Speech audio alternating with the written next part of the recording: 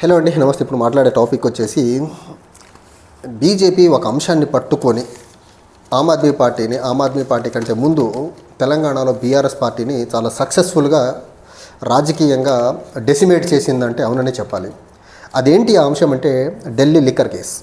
Delhi liquor కేసులో అంటగాగినటువంటి ఆ Delhi liquor కేసులో ప్రధానంగా రాజకీయంగా అరెస్ట్ అయినటువంటి తెలంగాణకు సంబంధించినటువంటి కేసీఆర్ గారి కూతురు అవనివ్వండి, బీఆర్ఎస్ పార్టీకి సంబంధించి, లేకపోతే ఆమ్ ఆద్మీ పార్టీకి సంబంధించినటువంటి ఇద్దరు లీడర్స్ అవనివ్వండి, అరవింద్ కేజ్రీవాల్ మనీష్ సిసోడియా ఇద్దరు ఓడిపోయారు ఢిల్లీలో రిజల్ట్ వచ్చిన రోజు.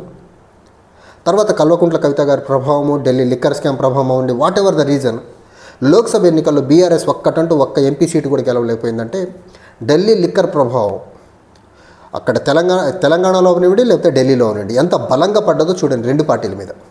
అండ్ ఈ ఒక ఢిల్లీ లిక్కర్స్ కేసుని 2023 నుంచి కంటిన్యూస్గా ముందుకు తీసుకెళ్ళి ఒక ఢిల్లీ లిక్కర్ కేసు అనే ఒక అంశాన్ని యాక్టివ్గా ఎలైవ్గా ఉంచి చాలా అద్భుతమైన రాజకీయ ఫలితాన్ని పొందిన పార్టీలు ఏమైనా ఉన్నాయంటే తెలంగాణలో కాంగ్రెస్ పార్టీ తీసుకుంది ఆ అడ్వాంటేజ్ని. ఢిల్లీలో బీజేపీ తీసుకుని నిన్న వెలువడిన ఫలితాల్లో బీజేపీ ఒక అద్భుతమైన విజయాన్ని చూసింది. అందులో కూడా కేజ్రీవాల్ లిక్కర్ కేసులో అరెస్ట్ అయినటువంటి కేజ్రీవాల్ యాజ్ వెల్ యాజ్ సిసోడియాలు ఇద్దరు ఓడిపోయారు. అంటే ప్రజలు ఢిల్లీ లిక్కర్ స్కామ్ని ఎంత బలంగా విశ్వసించారో చూడండి. అంటే హానెస్ట్లీ నేను కూడా 2023లో ఢిల్లీ వెళ్ళినప్పుడు ఆ లిక్కర్ షాప్స్లో నిజంగా ఢిల్లీ లిక్కర్ స్కామ్ గురించి చాలా పెద్ద మొత్తంలో చర్చ జరుగుతున్న క్రమంలో నిజంగా అసలు స్కామ్ జరిగిందా లేదని లోకల్గా మా ఫ్రెండ్స్ని కొంతమంది నేను వెంట పెట్టుకుని వెళ్ళి చూసే ప్రయత్నం చేస్తే నిజంగా ఢిల్లీలో లిక్కర్ స్కామ్ జరిగిందనే దానికి ఎగ్జాంపుల్ ఏంటంటే ఢిల్లీలో లిక్కర్ బ్రాండ్స్ టోటల్గా మారిపోయినాయి. అది ఢిల్లీలో ఉన్నటువంటి ఆ లిక్కర్ కన్జంప్షన్ చేసే వాళ్ళకి చాలా క్లియర్గా అర్థమై ఉంటుంది. దాని ప్రభావం ఎన్నికల రిజల్ట్ మీద క్లియర్గా చూపించింది. సాక్షాత్తు కేజ్రీవాల్ అని సిసోడియాలు ఓడిపోయారంటే ఢిల్లీ ప్రజలు ఎంత బలంగా విశ్వసించారో చూడండి. అండ్ ఢిల్లీ మద్యం కుంభకోణం అంశానికి వచ్చేసరికి ఢిల్లీ అసెంబ్లీ ఎన్నికల ర్యాలీలో రాహుల్ గాంధీ గారు కూడా చాలా ప్రథమంగా ముందుండి దేశంలో జరిగిన అతిపెద్ద లిక్కర్ స్కామ్ ఏదైనా ఉందంటే ఢిల్లీ లిక్కర్ స్కామ్ అని చాలా ఘంటాపథంగా చెప్పే ప్రయత్నం చేశారు. అలానే తెలంగాణలో అసెంబ్లీ ఎన్నికలు జరుగుతున్న క్రమంలో తెలంగాణ కాంగ్రెస్ లీడర్షిప్ కూడా ఢిల్లీ లిక్కర్ స్కామ్లో ఖచ్చితంగా కవిత యొక్క రోల్ ఉంది అని చాలా బలంగా నమ్మబలికిచ్చారు ఇక్కడ ప్రజల్ని. ఇక్కడ వాళ్ళు కూడా మైలేజ్ పొందగలిగారు. సరే, ఫైనల్ రిజల్ట్ రాకపోయినప్పటికీ ఢిల్లీ లిక్కర్ స్కామ్ జరిగింది అనే దానికి మాత్రం చాలా ప్రస్ఫుటమైన ఆధారాలు కేంద్రంలో బీజేపీ దగ్గర ఉండబట్టే వీళ్ళని అరెస్ట్ చేయగలిగారు. అండ్ ఈ ఢిల్లీ లిక్కర్ స్కామ్ను అడ్డం పెట్టుకొని వీళ్ళు బీఆర్ఎస్ అవనివ్వండి, లేకపోతే ఆమ్ ఆద్మీ పార్టీ అవనివ్వండి, వీళ్ళు నేషనల్ యాస్పిరేషన్కి ఢిల్లీ మద్యం కుంభకోణంలో వచ్చిన లావాదేవీలను అడ్డం పెట్టుకుని వీళ్ళ నేషనల్ యాస్పిరేషన్తో ముందుకెళ్లాలనుకున్నారు. ఈ నేషనల్ యాస్పిరేషన్ ప్రయత్నంలో భాగంగానే ఢిల్లీ లిక్కర్ మ్యాలిఫైడ్ లిక్కర్ పాలసీని తీసుకొచ్చారు. ఆ మ్యాలిఫైడ్ లిక్కర్ పాలసీ వీళ్ళు ఎక్కడ దొరికారంటే ఆమ్ ఆద్మీ పార్టీ ఢిల్లీ లిక్కర్ పాలసీ ద్వారా వచ్చిన డబ్బుని మరీ ముఖ్యంగా గోవా అసెంబ్లీ ఎన్నికలప్పుడు చాలా ఉధృతంగా ఈ డబ్బును వాడారు. అక్కడ బీజేపీకి డౌట్ వచ్చింది. గోవా అసెంబ్లీ ఎన్నికలప్పుడు, గుజరాత్ అసెంబ్లీ ఎన్నికలప్పుడు, తర్వాత అంతకుముందు జరిగినటువంటి పంజాబ్ అసెంబ్లీ ఎన్నికలప్పుడు ఇన్ని అసెంబ్లీ ఎన్నికలకు ఆమ్ ఆద్మీ పార్టీకి ఇంత ఇంటెన్సిఫైడ్ మేనర్లో క్యాంపెయిన్ చేసేదానికి డబ్బు ఎక్కడి నుంచి వచ్చింది అని కూపిలాగే ప్రయత్నంలో enforcement directorate, income tax department రెండు బీజేపీ చెప్పినట్టే పనిచేస్తాయి. కాబట్టి ఈ డబ్బు ఎక్కడి నుంచి వస్తుంది, వీళ్ళకి ఎక్కడి నుంచో డబ్బు వస్తుంది, ఈ ట్రాన్సాక్షన్స్ మీద ఫోకస్ చేయాలనేసి గవర్నమెంట్ ఆఫ్ ఇండియా మరీ ముఖ్యంగా బీజేపీ సైడ్ నుంచి డైరెక్షన్స్ ఎన్ని క్రమంలో బయటపడ్డాయి. ఆమ్ ఆద్మీ పార్టీ నేషనల్ యాస్పిరేషన్తో ముందుకెళ్తున్న క్రమంలో ఆమ్ ఆద్మీ పార్టీని ఇక్కడితో నిలువరించకపోతే ఇది అసలుకే మోసం వస్తుందని బీజేపీ గ్రహించి ఢిల్లీ లిక్కర్ స్కామ్ని చాలా ప్రిస్టేజియస్గా తీసుకొని దాని వెనకాల ఎవరున్నారని మొత్తం లాగితే సిసోడియా, కేజ్రీవాల్, ఇంకొంతమంది ఆంధ్రప్రదేశ్కి సంబంధించిన రాజకీయ నాయకులు, కుటుంబీకులు, తెలంగాణ నుంచి బీఆర్ఎస్కి సంబంధించినటువంటి కల్వకుంట్ల కవిత గారు వీళ్ళందరూ ఈ రకంగా బయటపడ్డారు. ఆమ్ ఆద్మీ పార్టీ గారి ఇంటెన్సిఫైడ్ క్యాంపెయిన్కి మ్యాలిఫైడ్ లిక్కర్ పాలసీతో వచ్చిన డబ్బుని ఇంటెన్సిఫైడ్ క్యాంపెయిన్కి వాడకుండా ఉండుంటే అసలు ఈ అంశమే బయటకు వచ్చేది కాదు.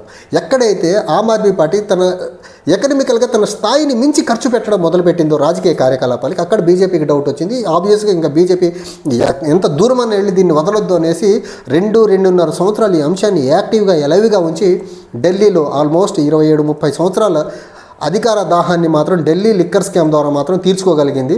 సో దానికి కేజ్రీవాల్ గారు తగిన మూల్యం అయితే చాలా బలంగా చెల్లించుకున్నారు. ఇక నుంచి ఇది ఆమ్ ఆద్మీ పార్టీ యొక్క మనుగడ అసలు ఎలా ఉంటుంది అనేది మాత్రం బిగ్ క్వశ్చన్ మార్క్గానే ఉంటుంది. ఎందుకంటే ఆమ్ ఆద్మీ పార్టీలో ఇంటర్నల్ డెమోక్రసీ ఉండదు. ఆల్మోస్ట్ కేజ్రీవాల్ గారు ఏం చెప్తే అదే జరగాలని ఒక నిర్ణయం ఉండి ఒక అభిప్రాయం ఉండింది.